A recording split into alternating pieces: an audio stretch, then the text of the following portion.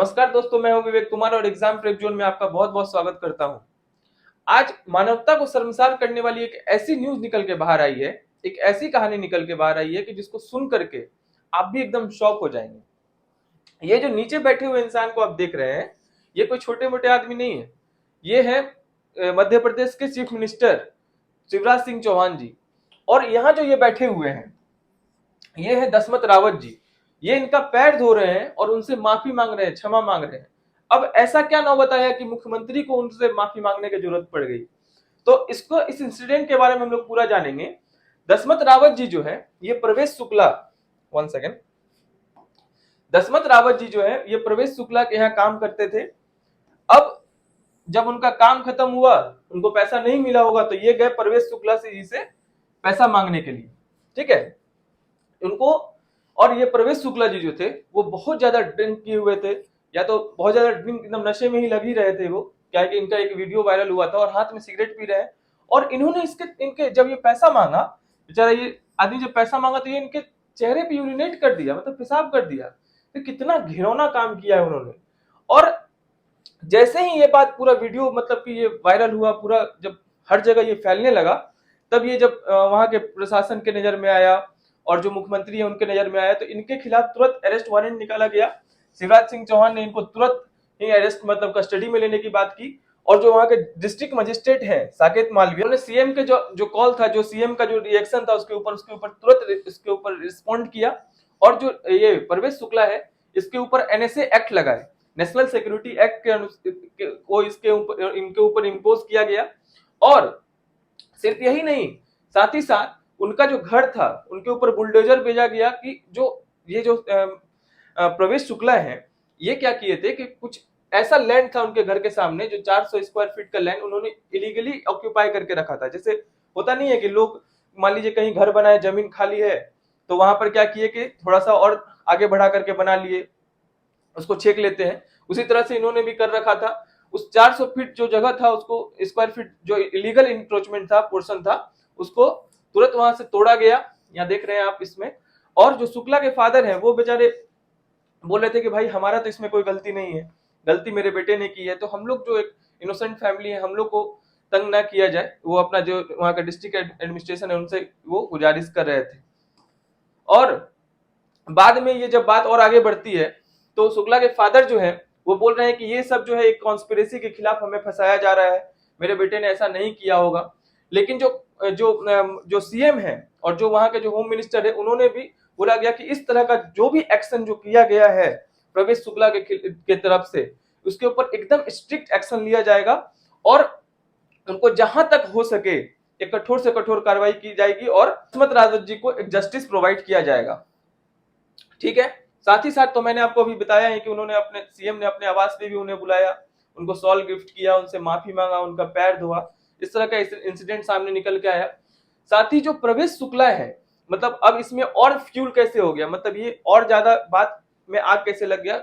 इसमें क्या है कि ऑपोजिशन जो है, कांग्रेस ने क्लेम किया, ऐसा एलिगेशन लगाया कि जो ये प्रवेश शुक्ला है, ये भारतीय जनता पार्टी के जो है वो कार्यकर्ता है, जो वहां के एमएलए हैं, उनके साथ इनका बहुत सारा पिक्चर भी वायरल हुआ है।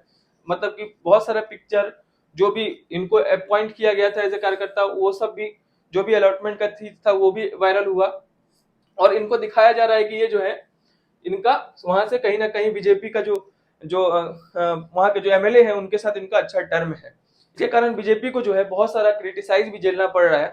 तो ऐसा क्यों हो रहा है? क्योंकि देखिए, जो दसमत रावत जी है ना, ये, इसमें देखिए मेन बीजेपी का कंसर्न क्या है। जो दसमत रावत जी हैं, वो कोल कम्युनिटी से बिलोंग करते हैं। कोल कम्युनिटी जो है वो लार्जेस्ट ट्राइबल कम्युनिटी है, कहां पर? मध्य प्रदेश में। और ऐसा बताया जाता है कि जो कोल कम्युनिटी है, जो कोल ट्राइब है वहां का, स्टेट का, मतलब स्टेट मध्य प्रदेश का, वो बहुत ही स्ट्रॉन्ग सपोर्टर है इसका, बीजेपी का। और जो अगर 2011 का सेंसस के अनुसार बात किया जाए, तो इनका लगभग 11.5 लाख पॉपुलेशन है वहां पर। जो जो असेंबली सीट्स है ना पूरा मध्य प्रदेश में, उसमें लगभग सिर्फ और सिर्फ इनके पॉपुलेशन के कारण 20 से 25 असेंबली सीट्स को ये इन्फ्लुएंस करते हैं। तो इतना बड़ा इनका शेयर है। अगर पॉलिटिकली, अगर इनको देखा जाए तो पॉलिटिकली भी इनका बहुत बड़ा योगदान है, बहुत बड़ा इन्फ्लुएंस है पॉलिटिक्स में भी। अब यहाँ पर ये तो हो गया, मान लीजिए अभी न्यूज में क्या चल रहा है। लेकिन मेन क्या चीज जानने का जरूरत है कि एनएसए क्या है। एनएसए जो है वो एक प्रिवेंटिव डिटेंशन लॉ है जो कि 1980s में आया। इससे पहले भी ऐसा बहुत सारा नेशनल सिक्योरिटी लॉज बन चुके हैं, इसके बाद भी बने हैं।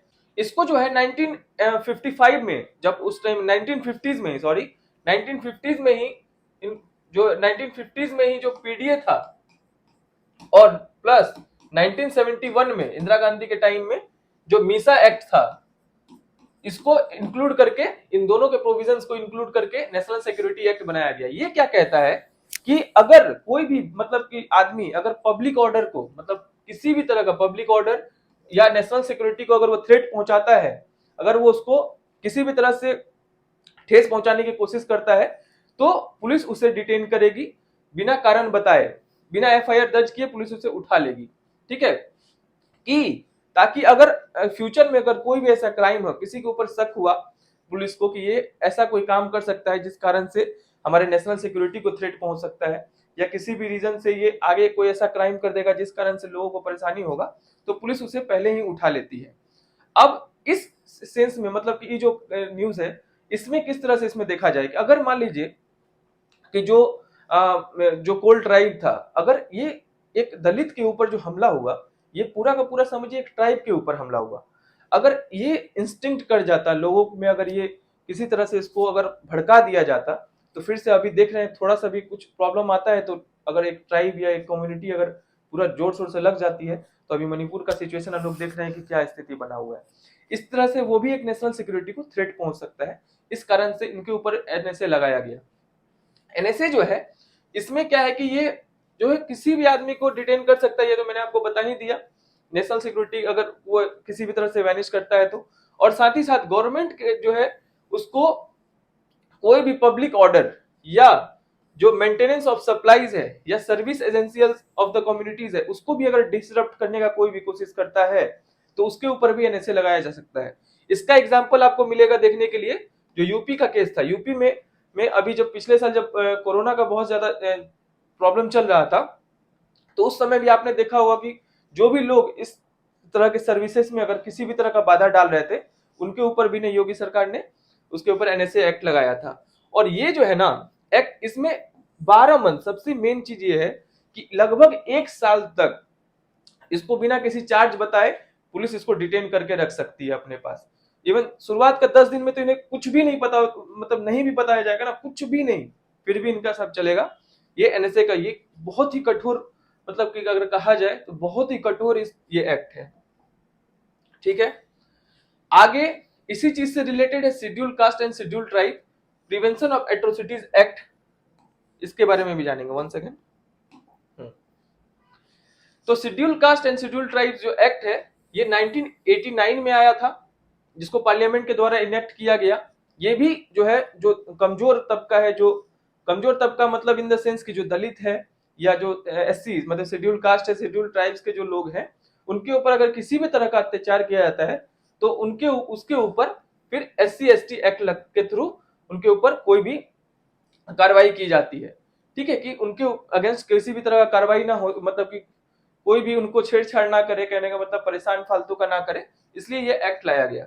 आर्टिकल 15 का अगर हम लोग बात करें अगर अपने इंडियन कॉन्स्टिट्यूशन का, तो इसमें भी अगर बात किया गया है कि हम लोग किसी के भी प्रति हम लोग किसी भी तरह का डिस्क्रिमिनेशन नहीं करेंगे, ना वो रेस के बेसिस पे हो, ना वो कास्ट के बेसिस पे होगा, ना रिलीजन के बेसिस पे होगा, ना ही ग्राउंड मतलब कि रीजन के बेसिस पे होगा। अभी ये रेस से आपको अगर याद आ रहा होगा तो आप समझ सकते हैं कि अभी जो फ्रांस का घटना है, जो फ्रांस में इतना प्रोटेस्ट चल रहा है, ये एक डिस्क्रिमिनेशन का ही पार्ट है। वहां पर भी इसी चीज को बार बार अंडरमाइन किया जा रहा है, जिस कारण से खास करके आप देखेंगे ना, सब जगह अपना अलग अलग प्रॉब्लम है। इंडिया में अगर देखिएगा तो यहाँ पे अलग प्रॉब्लम है कि यहाँ कास्ट का इशू चलते रहता है बहुत ज्यादा। यूरोपियन कंट्रीज में और अगर आप अमेरिका में देखिएगा, मतलब जो वेस्टर्न कंट्रीज है, वहां पर काला गोरा का भेदभाव बहुत ज्यादा चलता है। जो गोरे लोग हैं वो सोचते हैं कि हम सबसे ज्यादा सुपीरियर है भाई। तो इस चीजें के ऊपर आर्टिकल 15 हमारे कॉन्स्टिट्यूशन में आर्टिकल 15 बात करता है कि हम लोग किसी को भी डिस्क्रिमिनेट नहीं करेंगे। साथ ही आर्टिकल 17 जो है एवोल्यूशन ऑफ अनटचेबिलिटी का बात करता है कि हम लोग छुआछूत का आप बहुत सारा नाम सुनेंगे कि हम किसी का छुआ हुआ पानी नहीं पिएंगे, हम किसी का छुआ हुआ खाना नहीं खाएंगे। उसके बाद अगर कोई दलित है तो वो मंदिर में एंट्री नहीं कर सकता। ऐसा ऐसा भी न्यूज हम लोग बहुत बार फेस किए हैं। लेकिन इतना सारा कुछ हो रहा है, फिर भी अगर आप देखें तो एससी और एसटी के खिलाफ जो है आप देखेंगे कि केस जो है और बढ़ ही रहा है, मतलब बढ़ा ही है। मतलब इतना कुछ होने के बाद भी, यानी लोगों के जहन में मतलब इस तरह की जो बात है, मतलब कास्ट है या ये अनटचेबिलिटी है, ये इतना ज्यादा घर बनाए हुए है कि इतना सख्त से सख्त कानून होने के बावजूद भी लोग इस तरह का एक्ट कर ही देते हैं। ठीक है। और अगर हम लोग देखें तो 1989 के बाद में जो है जो एक्ट तो लाया गया, और इसको इंप्लीमेंट करने के लिए कुछ रूल्स बनाए गए, और वो रूल्स बना कब, 1995 में। और इसी रूल्स के थ्रू जो है इनको किसी भी तरह का, अगर मान लीजिए कोई अगर ऐसा केस होता है एससी एसटी एक्ट का, तो ये जो रूल्स बनाए गए, और रूल्स में क्या किया गया कि 22 एट्रोसिटीज, मतलब 22 तरह के अत्याचार को डिफाइन किया गया, 22 तरह के एट्रोसिटीज को डिफाइन किया गया कि अगर ये ग्राउंड होगा तो उनके ऊपर एससी एससी एक्ट का जो लगाया जाएगा, चाहे वो किसी भी तरह का हो, मतलब कंटामिनेटिंग वाटर हो, या वायलेंस अगर उनके प्रति किया जा रहा है वो हो, या किसी भी तरह का, उनके लिए स्पेसिफिक प्यूनिटिव एक्शन लिया जाएगा किसी भी क्राइम के लिए। अगर वो किसी भी तरह का क्राइम करते हैं, प्यूनिटिव मतलब क्या हो, बहुत ही कठोर एक्शन लिया जाएगा उनके प्रति।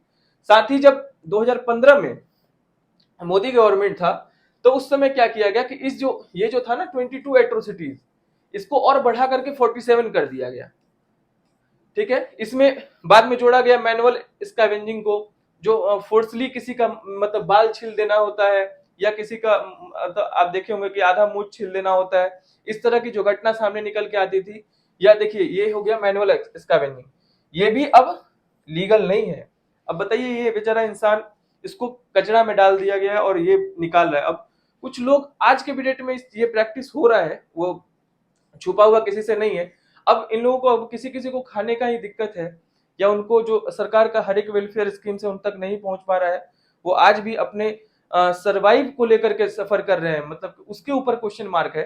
तो फिर बेचारे कुछ लोग ऐसे हैं जो आज भी इन चीज को प्रैक्टिस कर रहे हैं, और कुछ लोग इनको जबरदस्ती करवा भी रहे हैं। चाहे अगर आप किसी को भी इस जो डिफाइन किया गया है इसमें जो एट्रोसिटीज में, इसमें आप किसी को भी जबरदस्ती ये काम मैनुअल स्कैवेंजिंग, या किसी का भी हेड छील देना, या उसका मूंछ मुड़ा देना, या किसी को आप बोल दिए, जैसे कोई जानवर मरा हुआ है तो फिर आप बुला के ला रहे हैं किसी को कि तुम इसको उठा करके फेंको, अगर आप उसको फोर्सली करते हैं तो आपको आपके ऊपर भी एससी एक्ट का प्रोविजन लागू होगा। तो इस तरह का चीज, ये जो एससी एक्ट था इसके अंदर सारा चीज था। तो आज के लिए बस इतना ही। अगर जो भी चीज मैंने आपको अच्छे से एक्सप्लेन किया, अगर वो आपको अच्छे से समझ में आया हो तो please hit the like button और सब्सक्राइब कर दीजिएगा। जो अच्छा लगा तो प्लीज शेयर कर दीजिएगा। और अगर आपका कोई भी क्वेश्चन हो, आपको लग रहा है ऐसा कोई चीज छूट गया है या कुछ कमी रहा है, तो आप नीचे कमेंट सेक्शन में मुझे बता सकते हैं, मैं उसे आगे और भी ऐड कर दूंगा। और हाँ, नेक्स्ट किस टॉपिक पे मैं वीडियो बनाऊं, आप मुझे नीचे कमेंट सेक्शन में बता सकते हैं, मैं उन चीज को ध्यान में रखूंगा। तो आज के लिए बस इतना ही। Thank you so much.